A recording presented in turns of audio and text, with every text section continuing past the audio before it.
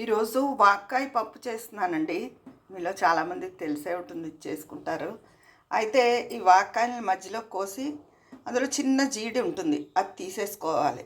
అప్పుడు కట్ చేసుకుని నానబెట్టుకుని ఉంచుకున్నాను కందిపప్పు, అందులో వేసేసి 4 పచ్చిమిరపకాయలు వేసి ఉడకనివ్వాలి. మళ్ళీ చూపిస్తాను. పప్పు మెత్తగా ఉడికిపోయిందండి. ఇప్పుడు ఇలా ప్యాన్ పెట్టుకుని ఆయిల్ వేసుకుని ఈ పప్పులోకి వెల్లుల్లిపాయలు బాగుంటాయి. ముందు వెల్లుల్లిపాయలు ఒకసారి వేయించుకోవాలి. తర్వాత ఆవాలు, కొంచెం మెంతులు, జీలకర్ర, ఇంగువ, ఎండుమిర్చి వేసుకోవాలి. పోపు వేగిపోయిందండి. ఇందులో పప్పు వేసేసుకున్నాను. ఇందులో తగినంత ఉప్పు, చిటికెడు ఎర్రకారం వేసుకోవాలి.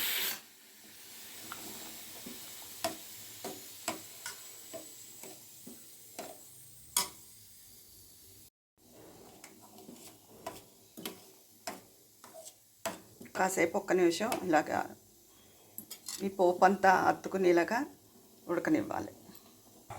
నోటికి ఎంతో రుచిగా, పుల్లగా, కారంగా ఉండే వాక్కాయ పప్పు ఇది రెడీ అయిపోయిందండి. నేను ఈ పద్ధతిలో చేస్తాను. ఉంటాను. మీ విజయాపన్నాల.